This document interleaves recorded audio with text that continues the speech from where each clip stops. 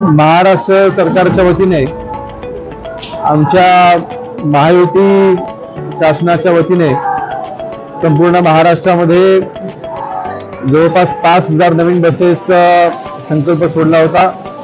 या 5,000 पैकी 350 की 400 बसेस आता प्राप्त झालेल्या आहेत आणि त्या 350-400 पैकी 8 नवीन गाड्या ह्या दापोली आगारामध्ये आज त्यांचं आगमन झालंय। एकंदरीत महाराष्ट्राची लाल परीची गरज पाहता विशेषतः आमच्या कोकणामध्ये डोंगराळ भाग असल्यामुळे पावसाचे दिवस जास्त असल्यामुळे पाऊस हा मोठ्या प्रमाणात पडतो आणि रस्ते हे लवकर नादुरुस्त होतात, परिणामी गाड्या लवकर नादुरुस्त होतात आणि या नवीन गाड्यांची मागणी गेल्या अनेक दिवसांपासूनची होती ती आज जवळपास पूर्ण होताना दिसते। आज 8 गाड्या ह्या नवीन गाड्या दापोली आगाराकरता प्राप्त झालेल्या आहेत। पुढच्या काही दिवसांमध्ये इलेक्ट्रिक बसेस देखील येणार आहेत। दापोली आगारामध्ये जवळपास 80 गाड्यांचा वापर होतो। या 80 गाड्यांपैकी जवळपास 40 ते 45 नवीन गाड्या पुढच्या काही महिन्यामध्ये आपल्या इथे भरती झालेल्या दिसतील।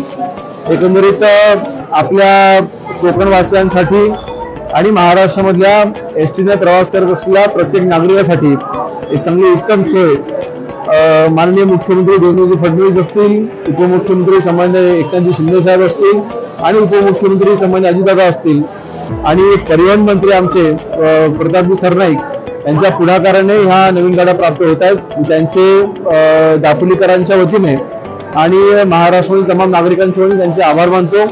आता ह्या 5,000 बसेस टप्प्याटप्प्याने येणार आहेतच, परंतु त्या पुढे देखील मला वाटतं कालच परिवहन मंत्र्यांनी एक निर्णय घेतलाय की नवीन गाड्या दरवर्षी महाराष्ट्रामध्ये एसटी महामंडळाला प्राप्त होणार आहेत, जी अत्यंत गरज होती। एखादी नवीन गाडी आली किंवा एखाद्या समजा 5,000 गाड्या घेतल्या त्या मग 4-5-6 वर्ष सातत्याने वापरून पुन्हा नव्याने गाड्या घ्यायच्या, त्यापेक्षा दरवर्षी नवीन गाड्या घ्यायच्या आणि जुन्या गाड्या ह्या तिथे डिस्कंटिन्यू करायच्या। अतिशय चांगला निर्णय हा आपल्या सरकारने घेतलाय।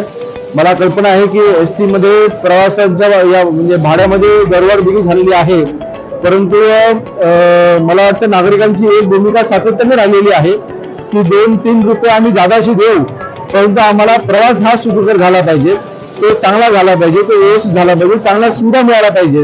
नाहीतर तिकीट देऊन देखील तो दर किंवा पैसे देऊन देखील जर का प्रवास हा व्यवस्थित होत नसेल तर त्या बसेसना किंवा त्या सेवेला काही अर्थ राहत नाही।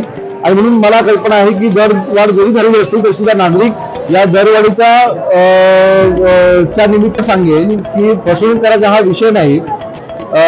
एकंदरीत दरवाढ बघा, आज एसटी महामंडळ हे पूर्णपणे डबघाईमध्ये गेलेलं आहे, पूर्णपणे तोट्यामध्ये आहे आणि मला कल्पना आहे की ना नफा ना तोटा या आधारावरती कुठल्याही संस्था, शासकीय संस्था, सरकारी संस्था चालत असतात, महामंडळ चालत असतात, परंतु दरवाढ केली नसली तर आज ह्या 5,000 बसेस घेणं किंवा आता जे आपले एसटी स्टँड आहेत त्यांची दुरवस्था आहे, कर्मचाऱ्यांसाठी ज्या वस्त्याच्या आहेत त्यांची दुरवस्था आहे, या सगळ्या सुविधा जर पुरवायच्या असतील तर मला वाटतं दरवाढीशिवाय पर्याय नव्हता आणि शेवटचा पर्याय म्हणून तिथे आपण ही दरवाढ आपण केलेली आहे। आणि म्हणून मला वाटतं जनतेची मला वाटतं एक भूमिका ही स्पष्ट राहील की दरवाढ केल्याच्या नंतर चांगल्या सुविधा मिळाव्यात ही जनतेची अपेक्षा असेल, ज्या अपेक्षा आम्ही पूर्ण करू।